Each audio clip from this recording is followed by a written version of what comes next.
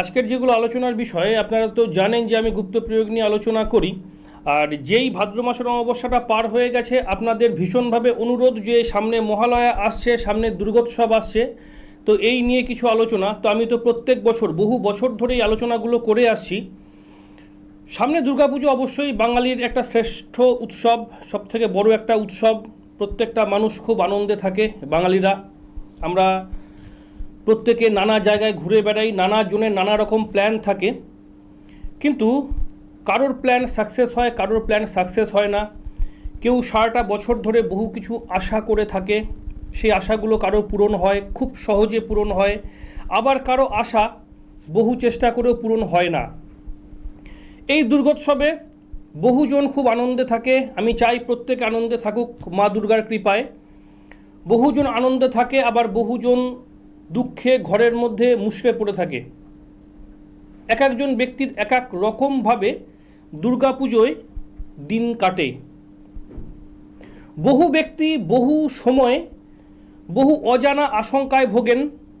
বহু ব্যক্তির জীবনে হঠাৎ করে কোনো অন্ধকার নেমে আসে এই সময়গুলোতে, আনন্দ মুখরিত দিনগুলোতে। তাহলে আজকের যে আলোচনার বিষয়, যেগুলো আপনাদের বেশ কিছু অনুরোধ ছিল, সেই অনুরোধের কয়েকটা বিষয় নিয়ে একটু আলোচনা করছি। শুনুন, যদি প্রয়োজন পড়ে এগুলো কাজে লাগাবেন, ভালো থাকতে পারবেন। প্রথম কথা, এই যে সারাটা বছর আমাদের পিতৃপক্ষ চলছে, সামনে আসছে দেবীপক্ষ, মানে মহালয়া সামনে আসছে। আপনারা প্রত্যেকেই জানেন যে খুব সামনেই মহালয়া। এই মহালয়ার অমাবস্যার পর থেকে মাতৃপক্ষ শুরু হয়, অর্থাৎ দেবীপক্ষ শুরু হয়। আপনারা জানেন পিতৃপক্ষের তর্পণ হয়, এটা স্নান হয় গঙ্গায় বা নদীতে, যে স্নানটা হয় পিতৃপক্ষের তর্পণ হয়। এই মহালয়া অমাবস্যার পর থেকে শুরু হয়ে যায় দেবীপক্ষ। কতদিন থাকে? কালী পুজোর অমাবস্যা পর্যন্ত। তাহলে এই দেবীপক্ষ একটা বছরের বিশেষ একটা সময়, বিশেষ কতগুলো দিন, যে দিনগুলোতে এক একজন মানুষ এক এক রকমভাবে কাজে লাগাতে পারেন। তাহলে সবার আগে জানার দরকার যে বছরে 12খানা মাস, 11 মাস পিতৃপক্ষ, 1 মাস দেবীপক্ষ। তাহলে এই দেবীপক্ষের সূচনাটা কবে? মহালয়ার অমাবস্যাটা কবে? মহালয়ার অমাবস্যা 1 অক্টোবর 2024 সাল। আমি বলছি বিশুদ্ধ সিদ্ধান্ত মতে 1 অক্টোবর 2024 সাল রাত্রি 9:40 থেকে শুরু হচ্ছে, এবং বুধবার পরের দিন বুধবার 2 অক্টোবর 2024 সাল বুধবার সারাদিন, যে রাত্রি 12:19 পর্যন্ত মহালয়ার অমাবস্যার যোগটা থাকছে। মহালয়া অমাবস্যার যোগটা থাকছে। তারপর শুরু হয়ে গেল কিন্তু দেবীপক্ষ। কারণ এই মহালয়াতেই আপনারা একটুখানি ভেবে দেখবেন যে পিতৃপক্ষের স্নান তর্পণ এই বিষয়গুলো হয়। পিতৃপক্ষের বা পিতৃপুরুষদের উদ্দেশ্যে, তাদের আত্মার শান্তি কামনার্থে এই ক্রিয়াটা হয়। গঙ্গার ধারে দেখবেন ভীষণ পরিমাণে ভিড়, ভীষণ জনসমাগম। এই জিনিসগুলো কিন্তু আমরা প্রত্যেকেই দেখি, প্রত্যেকেই আমরা জানি, আমাদের নজরে পড়ে। তাহলে এই যে মহালয়া বিষয়টা, এই মহালয়া বিষয়টা কিভাবে হয়, কেন এই যে মহালয়ার অমাবস্যা, এই বিষয়টা কেন এরকম নাম হলো? প্রথম কথা জানবেন, আশ্বিন মাস, মহালয়া আশ্বিন মাসে হয়। তাহলে আশ্বিন মাসের যে কৃষ্ণপক্ষের যে দিনটা অমাবস্যা, একটা দিন আছে অমাবস্যা, কৃষ্ণপক্ষের অমাবস্যা, এই অমাবস্যার দিনটা হচ্ছে মহালয়া। তাহলে কৃষ্ণপক্ষের, আশ্বিন মাসের কৃষ্ণপক্ষের অমাবস্যার নাম হচ্ছে মহালয়া অমাবস্যা। তাহলে এই মহালয়া অমাবস্যা, এই আশ্বিন মাসের কৃষ্ণপক্ষ। নেক্সট টাইম মহা আলয় থেকে এসেছে মহালয়া, মহা আলয় থেকে এসেছে মহালয়া। মহালয় শব্দের সবথেকে আক্ষরিক যে অর্থটা, সেটা হচ্ছে পরমাত্মা, সেটা হচ্ছে বৃহৎ আলয়। পরমাত্মা, এটা একটা বৃহৎ আলয়, সেখান থেকে এসেছে মহালয়া। তারপরে দুর্গোৎসবের যে তিনটে মুহূর্ত সব থেকে বেশি গুরুত্বপূর্ণ, যেটা আমি আগের বছরও আলোচনা করেছিলাম, আমার ইউটিউব প্রোগ্রামগুলো সার্চ করলে পেয়ে যাবেন যে দুর্গোৎসবের তিনটে গুরুত্বপূর্ণ মুহূর্ত কি কি। একটা হচ্ছে মহালয়া, একটা হচ্ছে বোধন, একটা হচ্ছে সন্ধি পুজো। একটা মহালয়া, একটা বোধন, একটা সন্ধি পুজো। এই মহালয়া তিথিটা হচ্ছে দুর্গোৎসবের, এই যে এত বড় একটা উৎসব দুর্গোৎসব, এই মহালয়া তিথিটা হচ্ছে দুর্গোৎসবের একটা প্রস্তুতি পর্ব, প্রথম সোপান, প্রথম সিঁড়ি, প্রথম ধাপ। এই মাতৃ আরাধনার আগে পিতৃপুরুষদের স্মরণ করে তিল জল দান দিয়ে এই পর্বটা শুরু হয়। এটা আপনি, আমি, আপনারা প্রত্যেকেই জানি, আমরা বাঙালিরা জানি, আমরা হিন্দুরা জানি, আমরা প্রত্যেকে জানি। অমাবস্যা ছেড়ে যাওয়ার পর, মহালয়ার যে অমাবস্যা ছেড়ে যাওয়ার ঠিক পর মুহূর্ত থেকে, অর্থাৎ প্রতিপদ থেকে নবরাত্রি শুরু হয়। এটাও আমরা জানি, এটা আপনারাও জানেন। নবরাত্রির বিশেষ কিছু ক্রিয়া আছে, হয়তো আজকে সময় পেলে বলবো, না পেলে আমি পরের অনুষ্ঠানে বলে দেবো। মহালয়ার অমাবস্যা ছেড়ে গেল, ঠিক তার পর মুহূর্ত থেকে শুরু হয়ে গেল নবরাত্রি, প্রতিপদ থেকে নবমী পর্যন্ত নবরাত্রি।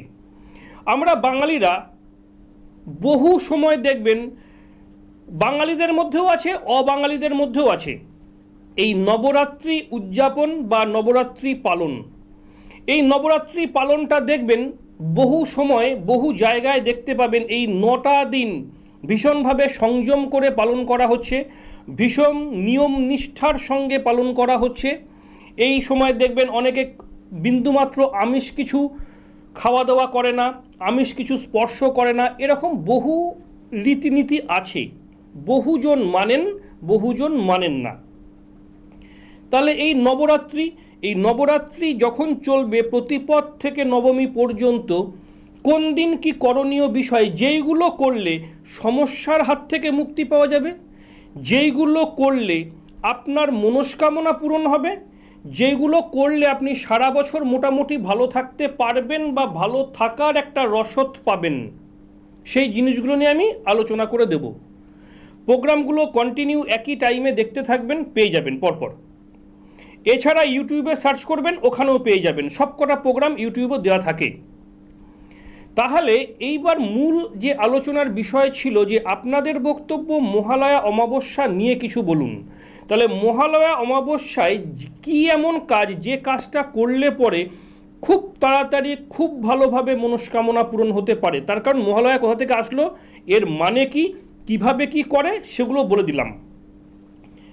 এই তিথিটা বা এই সময়টায় পালনীয় জিনিস, অর্থাৎ যে গুপ্ত প্রয়োগটা বলবো সেটা কি, কলা গাছের বাকল দেখবেন, কলা গাছে যে বাকলটা হয়, কলা গাছের বাকল 1 ফুট মতো নিয়ে নিন। নিয়ে কি করবেন, এই রকম একটা ডোঙার মতো হবে, দুটো দিক আটা দিয়ে, আটার সঙ্গে একটু জল মিশিয়ে একটু শক্ত শক্ত করে দুদিকটাকে আটকে দিন। আটকে দিলেন, আটকে দেওয়ার পরে ওর ওপরে একটা নিখুঁত পান পাতা রাখুন, পান পাতার ওপর কিছুটা ধান দিন, একটা সুপারি দিন, একটা হর্তুকি দিন, অল্প পরিমাণ কাঁচা হলুদ দিন, কাঁচা হলুদ যেটা বাজারে কিনতে পাওয়া যাবে, এবং একটা 1 টাকার কয়েন দিন। কয়েন দেওয়া হয়ে গেল, আপনার কাজটা কমপ্লিট। এবার ওর ওপরে একটা মাটির প্রদীপ ঘি দিয়ে জ্বালিয়ে দিন। একটা মনস্কামনা, যে কোনো একটা মনস্কামনা করে স্রোতের জলে, অর্থাৎ প্রবাহিত জলে ওটাকে ভাসিয়ে দিন। করবেন কখন, মহালয়া অমাবস্যা যতক্ষণ রয়েছে ওই টাইমের মধ্যে। তবে আমার মতে 2 অক্টোবর কাজটা করলে ভালো হয়, তার কারণ 1 অক্টোবর রাত্রেবেলা লাগছে, রাত্রি 9টা 40 মিনিটে, মঙ্গলবার, ওই টাইমে করলেও হবে, মানে রাত্রি 9টা 40-এর পরে করলেও হবে। কিন্তু বুধবার সারাদিন অমাবস্যা থাকছে, 2 অক্টোবর রাত্রি 12টা 19 মিনিটে যে ছাড়ছে, বুধবার সারাদিন যে রাত্রেবেলা, তাহলে বুধবার সারাদিনের যে কোনো সময়তে এই ক্রিয়াটা করতে পারেন। তাহলে একটা মনস্কামনা নিয়ে কাজটা করবেন, ভীষণ ভালো ফল পাবেন। এই জিনিসটা আমি বহু বছর ধরে বলেছি এবং এবছরও বলছি। আমি নিজে নিশ্চিত যে এই গুপ্ত প্রয়োগটায় মনস্কামনা পূর্ণ হয়। এইবার আপনারা আমাকে প্রশ্ন করবেন ফোনে যে কি মনস্কামনা। আপনাদের আর্থিক মনস্কামনা করতে পারেন, কোনো সন্তান বিষয়ে কোনো মনস্কামনা করতে পারেন, যাদের বিয়ে থাওয়া হচ্ছে না তারাই মনস্কামনা করতে পারেন। কারণ এই মহালয়া অমাবস্যার যোগটা একটা বিশেষ যোগ। এই দিনকে বহু তান্ত্রিক বহু রকম তন্ত্রক্রিয়া করে থাকেন এবং তাদের যদি কাজটা সঠিক থাকে সাকসেস পান। তাহলে এই মহালয়া অমাবস্যার এই যে গুপ্ত প্রয়োগটা বললাম, এটা ভীষণ মিরাকেল গুপ্ত প্রয়োগ। এবং আরেকটা জিনিস বলবো, মহালয়ার যে সময়ের গুপ্ত প্রয়োগ, আরেকটা জিনিস আপনাদেরকে জানিয়ে রাখি, যে জিনিসটা আপনারা যেই ভাদ্র মাসের অমাবস্যাটা পার হয়ে গেছে তারপর থেকে আপনারা ফোন করছেন যে লক্ষ্মী লাভের যে বস্তুটা আমি প্রত্যেক বছর দেই, বিগত 13-14 বছর ধরে দিয়ে আসছি, এবছর দেবো কিনা। তো এবছরও দেব। যেভাবে শিডিউলটা আমি মেনটেন করি, যে একাদশী দিন থেকে দেওয়া শুরু করি, একাদশী, দ্বাদশী, ত্রয়োদশী, চতুর্দশী, 4টে দিন আমি দেই, অবশ্যই মূল্যের বিনিময়ে। তো যারা যারা নিতে চান, ওটা শুধুমাত্র লক্ষ্মী লাভের বিষয়ের, শুধু আর্থিক উন্নতি, ওই পারপাস, কোনো শত্রু, কোনো অন্য কোনো সমস্যা, এইসব পারপাস কিছু নয়। যারা আর্থিকভাবে বিধ্বস্ত, যারা আর্থিক উন্নতি চাইছেন, যারা বিজনেসে ডেভেলপ চাইছেন, যারা চাইছেন যা রোজগার করছেন তার থেকে রোজগারের মাত্রাটা বাড়ুক, তাদের উদ্দেশ্যে বলছি। যারা ভাবছেন রোজগার যা আছে আমি এতেই সন্তুষ্ট, তাদের নেওয়ার দরকার নেই। যারা চাইছেন আর্থিক উন্নতি, আর্থিক শ্রীবৃদ্ধি, সংসারে সুখ শান্তি শ্রীবৃদ্ধি, তারা যদি ইচ্ছা করেন যোগাযোগ করে নেবেন এবং নির্দিষ্ট ডেটে নিয়ে যাবেন। ওটা কালীঘাট থেকে দেওয়া হয়, দক্ষিণেশ্বর থেকে দেওয়া হয় এবং রানাঘাটে আমার বাড়ির চেম্বার থেকে দেওয়া হয়। এই বিষয়টা নিয়ে ফোনে আলোচনা করে নেবেন। গেল। এইবার চলে আসি, এই যে মহালয়া অমাবস্যার এই বিশেষ যোগে আরেকটা স্নানের কথা বলে দিই।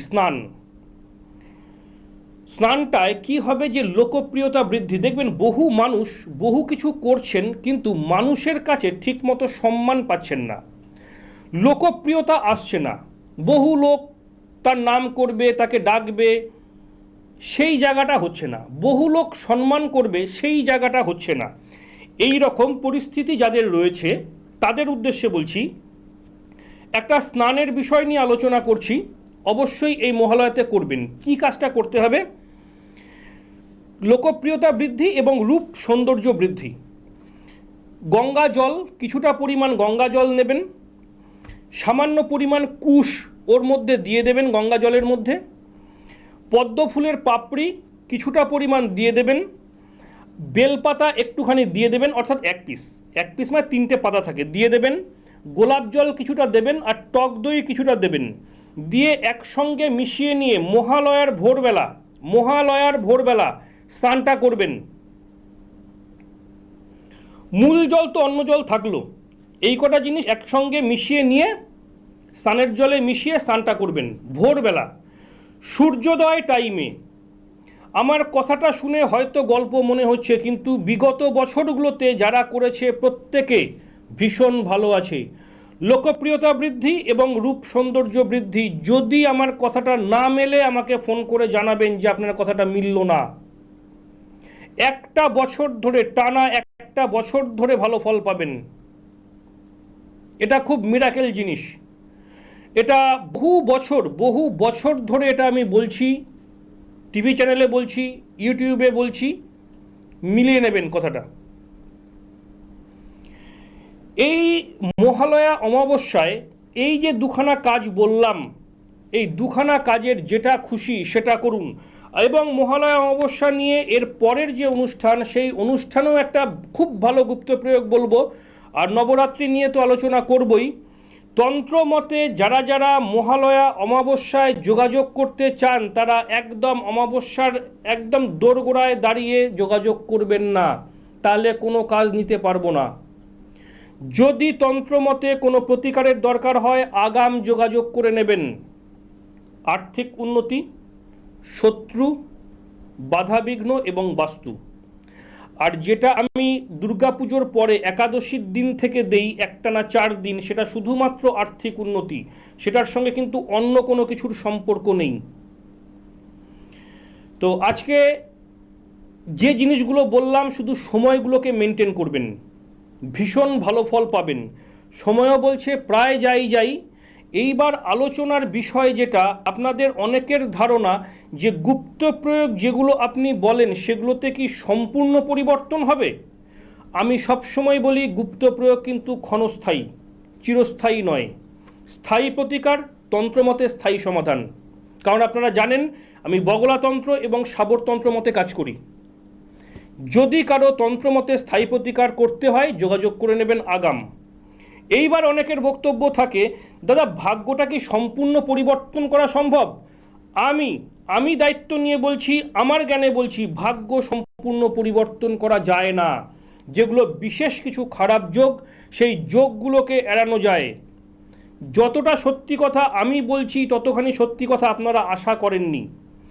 ভাগ্যের ফল সম্পূর্ণ পরিবর্তন করা যায় না, কিছু বাধা বিঘ্নকে এড়ানো যায়। কিছু খারাপ সময় যেটা অনেকটা খারাপ হতো সেটা কিছুটা খারাপ হয়ে বেরিয়ে যাবে, সেই রাস্তা তৈরি করা যায়।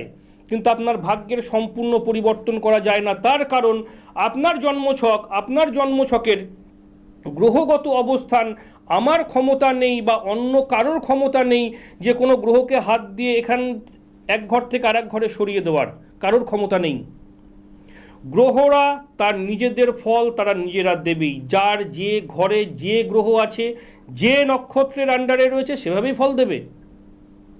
কারোর ক্ষমতা নেই আপনার জন্ম সময়ে গ্রহগত অবস্থানকে ঘুরিয়ে দেওয়ার, হয় না, সম্ভব নয় কোনো দিন। যদি কেউ ভেবে থাকেন যে কোনো জ্যোতিষীর কাছে, বিশেষ করে আমি আমার কথা বলবো, আমার কাছে আসলে ভাগ্যের সম্পূর্ণ পরিবর্তন হবে, তাহলে সে আমার কাছে আসবেন না। সম্পূর্ণ পরিবর্তন ভাগ্যের সম্ভব নয়, হয় না কোনো দিন। কিছু বাধা বিঘ্ন কাটিয়ে দেওয়া যায়। তার কারণ ধরে নিন আপনার কোনো একটা লগ্ন, সেই লগ্নের 10 নম্বর ঘরে রাহু রয়েছে। যদি খারাপ জায়গায় থাকে খারাপ ফল দেবে, ভালো জায়গায় থাকলে ভালো ফল দেবে। বহু সময় দেখা যায় যে কারো 10 নম্বর ঘর কর্মস্থানে রাহু রয়েছে, সে বিদেশে ভীষণ উন্নতি করেছে, কিন্তু সে তার দেশে কিছু করতে পারেনি। তার জীবনে একটা কাজ পর্যন্ত জোটাতে পারেনি 45 বছর বয়স পর্যন্ত। তারপরে যে সে বিরাট উন্নতি করেছে, বিদেশ যে, দেশে নয়। বহু সময় দেখা গেছে আয় স্থানে রাহু রয়েছে, সে লোকালে আয় করতে পারেনি, কিন্তু সে বৈদেশিক মুদ্রা অর্জন করেছে, অর্থাৎ বৈদেশিক টাকা সে রোজগার করেছে, প্রচুর টাকা রোজগার করেছে।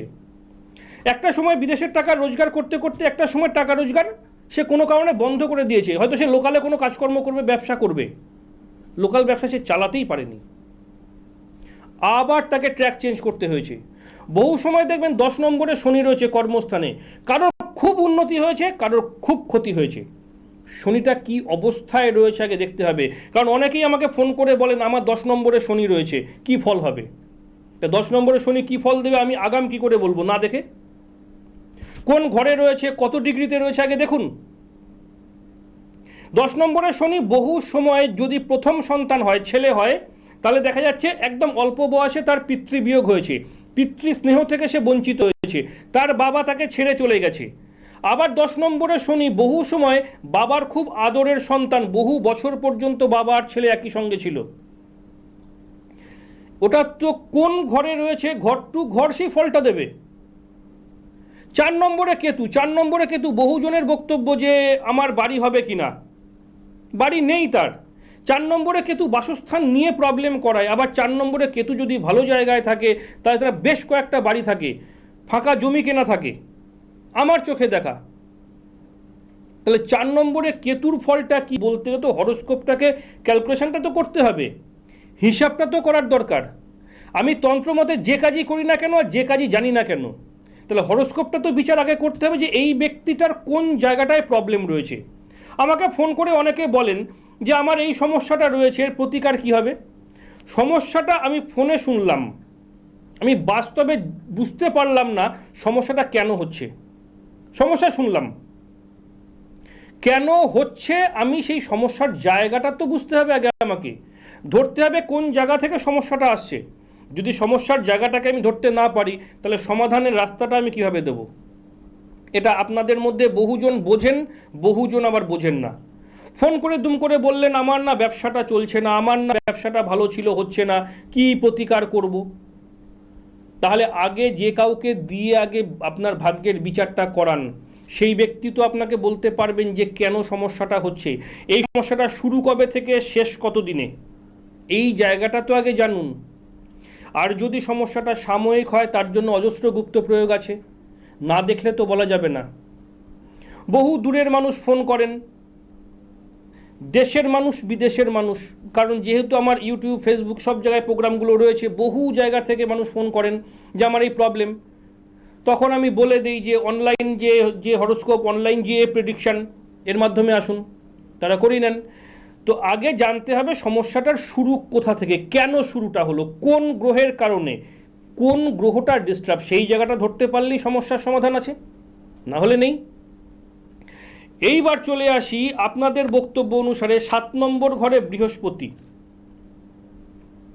অনেকে চেম্বারে এসে বলেন, খুব হাসি পায়, চেম্বারে এসে অনেকেই বলেন যে আমার তো সন্তানের তো সপ্তমে বৃহস্পতি, ছেলে হোক বা মেয়ে হোক, তা সপ্তমে গুরু সহায়, তাহলে আমার ছেলে বা মেয়ের সংসারটা এত ডিস্টার্ব কেন?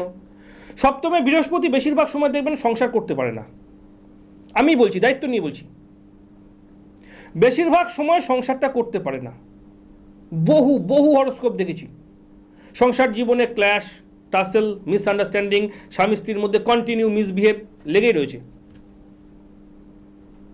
তাহলে সপ্তমে বৃহস্পতি বেশিরভাগ সময় সংসার জীবনকে জ্বালায়, ডিস্টার্ব করে। আবার সপ্তমে বৃহস্পতি যদি ভালো জায়গায় পড়ে যায় তাহলে সংসার জীবনটা সুখের হয়। সপ্তমে রাহু এবং শনি একসঙ্গে সংসার করতে দেবে না, সপ্তম ঘরে মঙ্গল এবং রাহু একসঙ্গে সংসারে খুব ডিস্টার্ব করবে, সুখের সংসারকে নষ্ট করে দেবে, ছারখার করে দেবে। মিলিয়ে নেবেন আমার কথাটা। 7 নম্বর ঘরে চন্দ্র এবং বুধ একসঙ্গে সংসার জীবনটাকে ডিস্টার্ব করে, সুখ রাখে না। সংসার জীবন 7 নম্বর ঘরে শুক্র রবি একসঙ্গে ডিস্টার্ব করে, সংসার জীবনে শনি রবি একসঙ্গে অর্থাৎ সপ্তমে ডিস্টার্ব করে। মিলিয়ে নেবেন, যদি আপনাদের কারো হরস্কোপে থাকে মিলিয়ে নেন, তাহলে আপনার সংসার জীবনটা সুখের নয়। তাহলে এই যে আলোচনা, এগুলো সবার আগে জানতে হবে যে সমস্যাটা কোথায়, কেন হচ্ছে। ফোনে বললেন আমার সমস্যা এই, সমাধান কি আছে বলুন, সেটা তো সম্ভব নয়। তাহলে আমি যে গুপ্ত প্রয়োগগুলো বলি সেগুলোর মধ্যে কোনো একটা বেছে নিন যেটা আপনার জন্য প্রযোজ্য।